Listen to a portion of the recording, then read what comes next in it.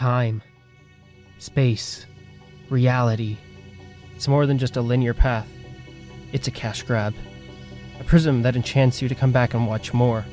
Where a single choice can have you paying $120 a year, showing you reboots inferior to the ones you know. I am Star Counter. I'm your guide through this age of mediocre movies and remakes. Follow me, support the channel, and ponder the question, what if was actually good? Marvel's What If had its season 1 finale a while back. The show as a whole was... how do I say this? You know when you come across this newly installed door and door frame in a house? There's sometimes this gap between the frame and the wall, hidden by the trim when the job is complete. To fill this hole, you simply buy this insulation-like spray, something my friend and I nicknamed Cranny Foam. To me, Marvel's What If felt just like Cranny Foam. But what is the primary function of Cranny Foam? It does its job simply by being there. Now, the show itself is fine. It fills the gap between Black Widow and Shang-Chi. Its function is to cover the space and give us a hint of what the multiverse could potentially look like in Spider-Man Homeless. The amazing animation was the main reason I continued watching, along with the fact it gave me an excuse to hang out with my cousin. It clicked with me after the peak episode, which I'll get to in a minute, that multiverses can quickly become messy and dysfunctional if they present too many options. I witnessed this core issue affect Loki as well, though to a lesser extent. But the more I thought about it, the more I realized multiverses don't just have one downfall, but several. Because of this, the video will seem to jump around a lot at first, but it'll all fall into place. So sit back, grab a cookie, and let's cut into multiverses and discover not only the problems they come with, but how to fix them. And as a bonus, I'll tie all this multiverse stuff into Thor 2 by the end, so stay tuned. This doesn't make any sense. Not everything has to. Scooby-Doo this crap! The debut episode where Captain America is replaced with Captain Carter seemed more of a reimagining than anything. It didn't feel like a particularly necessary story to tell, but at least had the self-awareness to be 40 minutes and not a 2-hour movie. The following one where T'Challa becomes Star-Lord was decent as a whole, primarily excelling whenever T'Challa spoke. What if the world lost its mightiest heroes, took the idea of the Avengers and flipped it on its head, becoming my second favorite episode in the series? Episode 4... What? No, not that one! Yes, the Doctor Strange episode. This was my favorite of the series and where the show was at its best. It felt right at home in the mix of soft, hard world building the MCU has established, using this template to help craft a great story. For a writer who doesn't like multiverses and parallel universes to begin with, this episode shifted my view completely. But keep in mind, this was before the Marvel machine malfunctioned and gave us the rest. Before I spend time with the Doctor Strange example, let me first define the 3 types of world building. Now, there are traditionally only 2, but I actually believe there's one more. Let's begin. Soft world building can exist without adhering to major concrete rules, consistency, or any major guidelines. There's less lore here than hard world building, but more creative freedoms. Japanese animator Hayao Miyazaki excels in the soft format, creating animated films like Howl's Moving Castle and Spirited Away. This lamppost character is a good example of the possibilities that come with soft world building, not needing to tell us why this lamp is hopping around on a limb or how it can even see. In these soft-built worlds, imagination is set to run, and almost anything can happen without the need of a proper explanation. Hard world building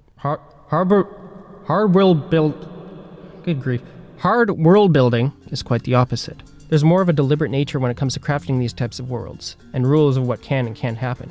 This creates what I like to call fantasy logic, which applies to ideas that are far-fetched but have some sort of in-world explanation as to how they work. Some examples of this include time machines, space swords, talking animals, magic systems. Leviosa. Stop. You get the idea. Fantasy logic is a way of explaining the unexplainable, creating lore in the process. So in short, soft world building doesn't take time to explain how something within its universe works, only that it just does. Hard world building adheres to established do's and don'ts, using fantasy logic to deepen the lore and enforce the rules.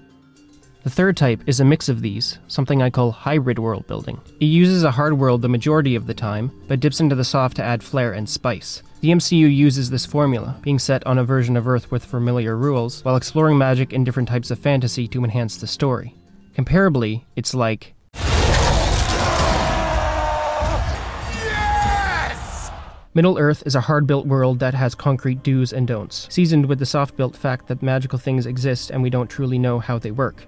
Gandalf's magic is a great example. While he and the other wizards may know what spell he's casting, the audience doesn't. Like in the MCU, this is the case for Doctor Strange and other magic users. We aren't given clear lore on how to cast a spell, or even the limits of magic. By brilliant design, hybrid world building allows the unexplained elements to be intriguing, mysterious, or even threatening.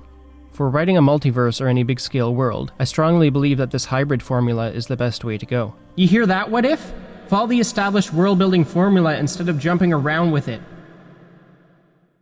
However, a world isn't complete without people to inhabit and evolve it. Speaking of course about characters here, focusing on their goals and motivations is another primary ingredient to crafting a successful story.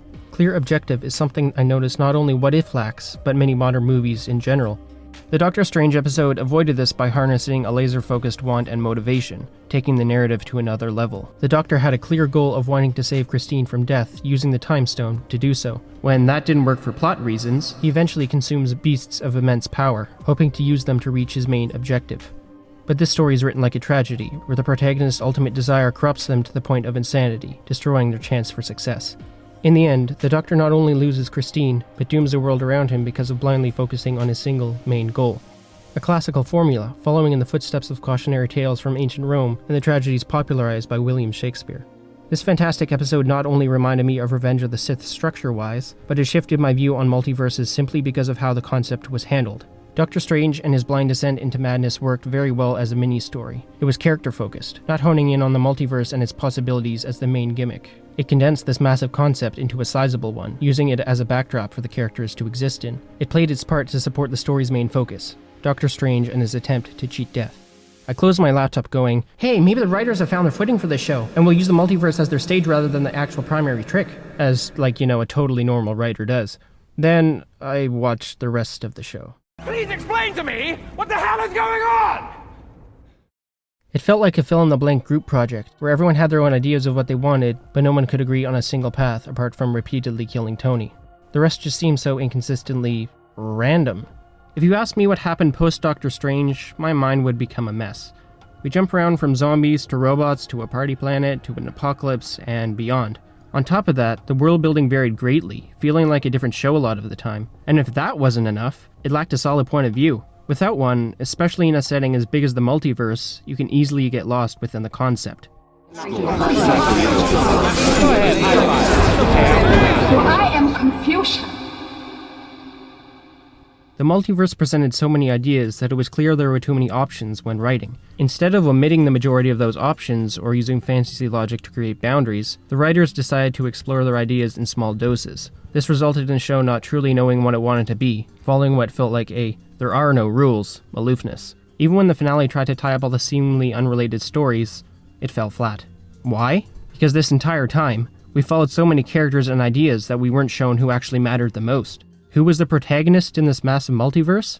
All of them. Summarizing this chapter, it's one thing to write a multiversal story, it's another to make sure it still functions and makes sense. Craft your ideas in the template of hybrid world building, which will anchor the important pieces to fantasy logic and still allow for crazy concepts. Rather than having multiple point of views like What If, focus on one protagonist to carry a solid perspective and main goal, fueled by a clear motivation. Multiverses are messy by nature, so having everything else clean and logical is important to keeping your story contained. Remember that just because a multiverse comes with the possibility of endless ideas, that doesn't mean you need to use them all. I am Loki of Asgard. I am the Senate. Kneel before me. No.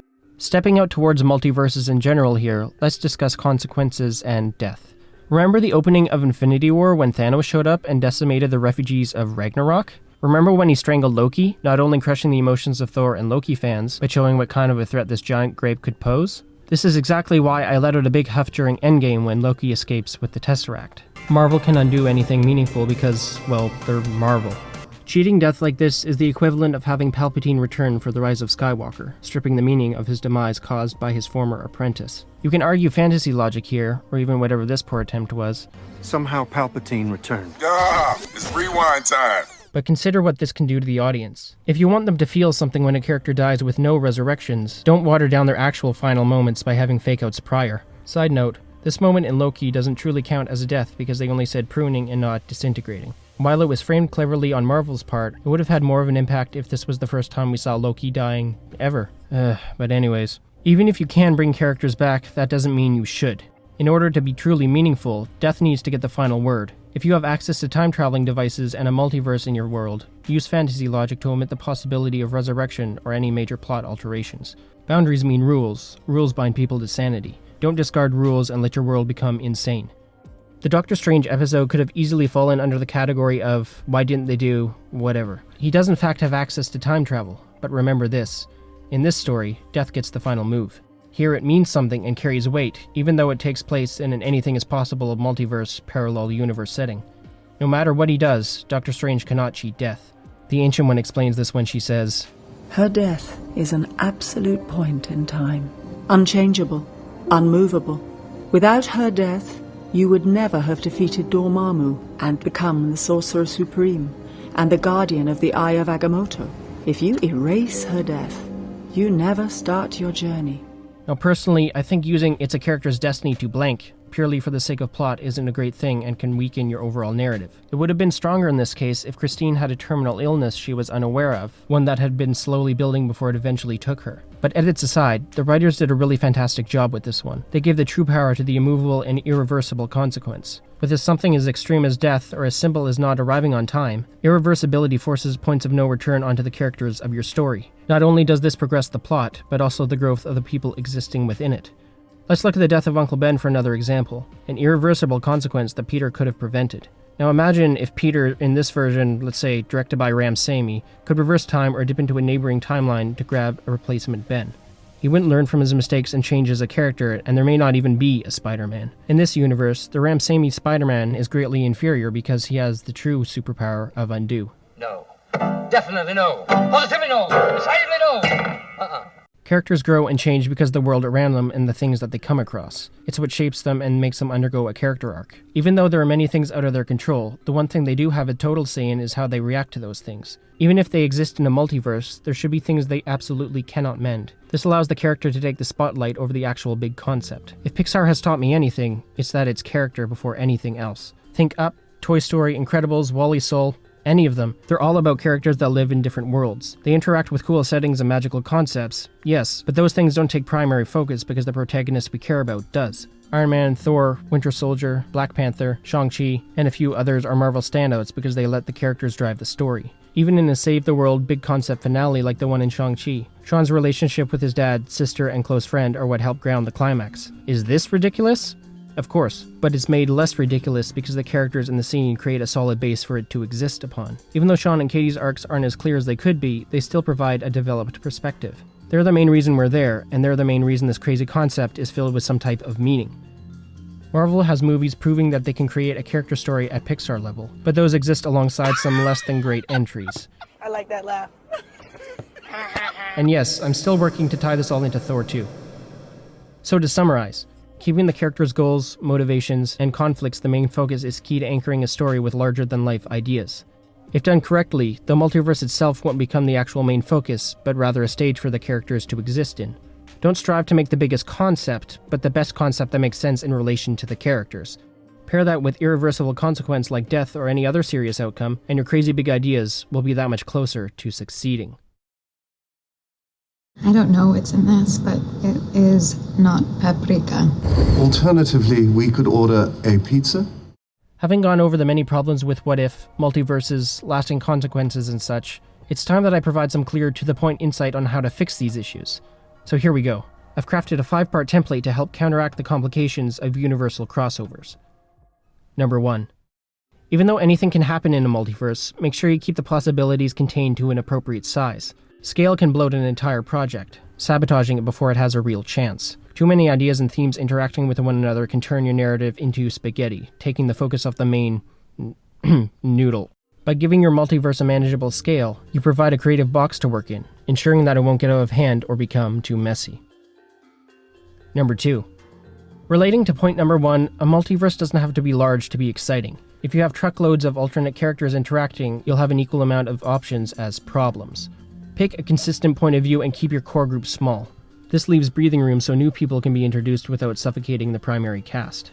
Like any good story, characters with clear goals and motivations should be the beating heart of your narrative. Even though many worlds may be colliding outside, that idea shouldn't overpower the focus of the main heroes. After all, they're the reason we're there and all this nonsense actually means something.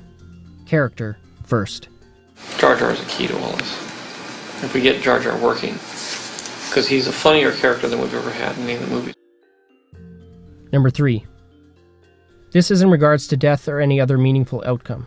With a kaleidoscope of potential never-ending timelines, you need to make sure your original one matters the most. You can enforce this by first making death official, not cheating the moment later by fishing into the vastness of duplicates and pulling out a replacement. You need points of no return in order to progress the character journey and keep your story evolving. Of course, there are some exceptions to this, but as a rule, when something major happens, make it irreversible. Number 4. Like previously mentioned, before you introduce other universes, make sure that you first establish the one that matters the most to your story and to your characters. You don't have to go deep into the caves of lore and how a society functions on a political level, especially if your initial setting is the real world.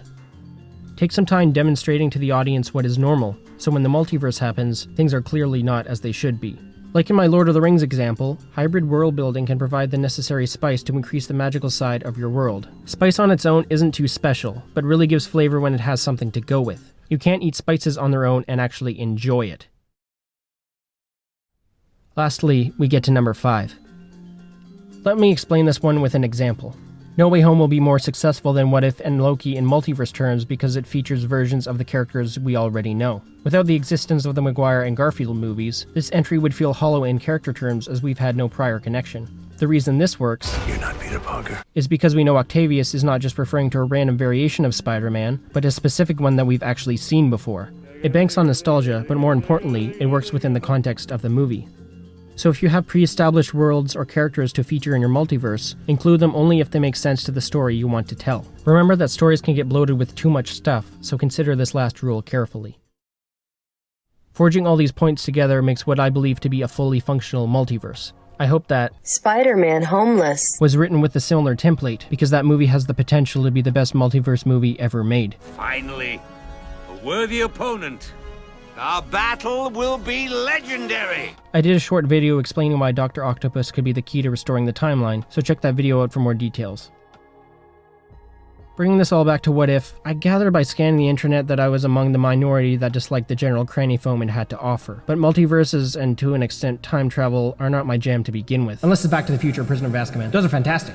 I hope the future of the MCU doesn't get too bloated and messy, but with a massive multiverse on the way, that could easily happen if the Scarlet Witch goes crazy. I'm sure they'll have more fake-out deaths in the coming years, but that's what keeps a franchise going, I guess. Okay, alright. I've held it in so long that I just have to talk about it. Thor, The Dark World. This might be a hot take, but I really hope they use fantasy logic to bring back one of the best villains of the MCU, my absolute favorite, the biggest bad of them all.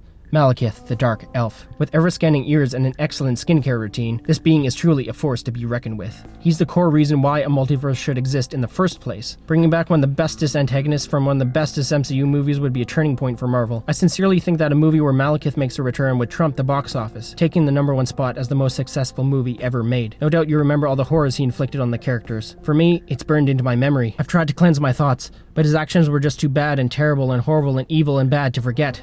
You know what? Disregard everything I've ever said in this video. The key to a successful multiverse is Malekith. I'm aware this video jumped around topic-wise, but there's more to a successful multiverse than just a single factor. This is my first full-length video essay and marks the beginning of many more. Please support this channel if you like this sort of content. I have a list of about 20 different topic ideas, so become a member of the Star Council to stay in the loop. That's all for now. Take it away, Spidey. See ya, chump. Oh, I'm so sorry. That was the version from Ram Sami's trilogy. Oh, here's the right one. See ya, chump.